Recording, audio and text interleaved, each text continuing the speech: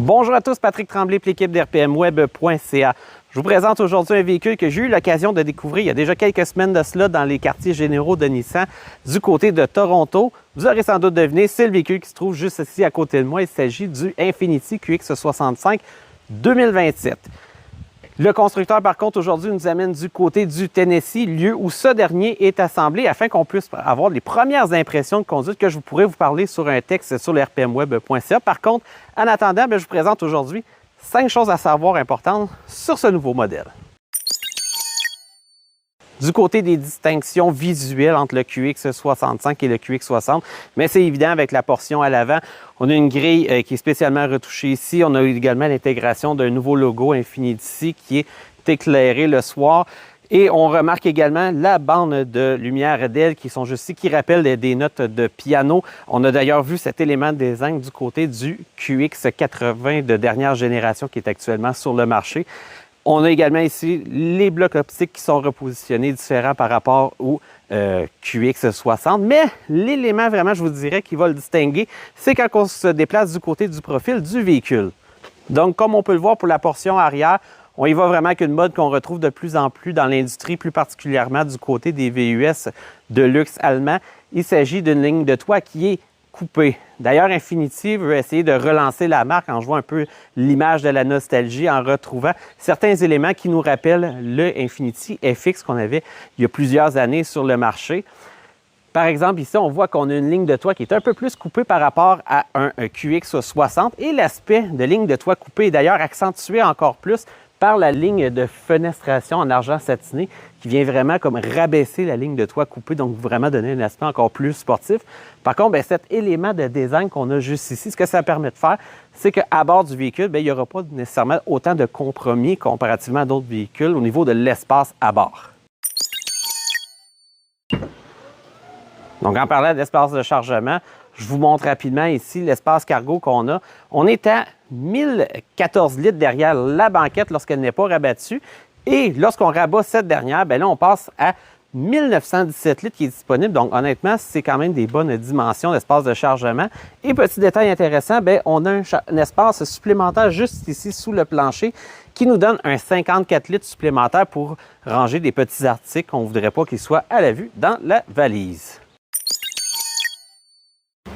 Rapidement, je vous amène à bord du véhicule avec moi puisque, comme je vous disais, on a plusieurs éléments qu'on partage avec le QX60 et l'habitacle n'y fait pas exception. Donc, comme on peut le voir, la présentation générale de la planche de bord est carrément copiée sur ce modèle. Par contre, comme je vous disais, au niveau des garnitures ici, il va y avoir quelques différences, telles que le rouge et le noir qu'on a juste ici. C'est exclusif à la version haut de gamme du QX65 2027.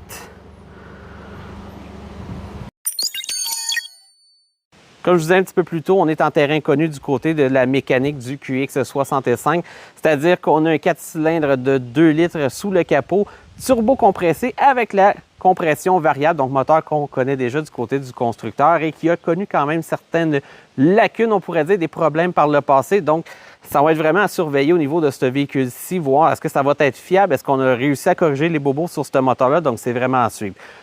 Au chapitre des données techniques, on est à 268 chevaux et 286 livres-pieds de coupe. C'est jumelé à une boîte automatique à 9 rapports. Encore là, on est en terrain connu. On a le rouage intégral qui est bien sûr de série sur le modèle. Et fait intéressant, lorsqu'il est équipé de l'ensemble de remorquage, on nous dit du côté du constructeur que le véhicule sera en mesure de pouvoir remorquer jusqu'à 6000 livres.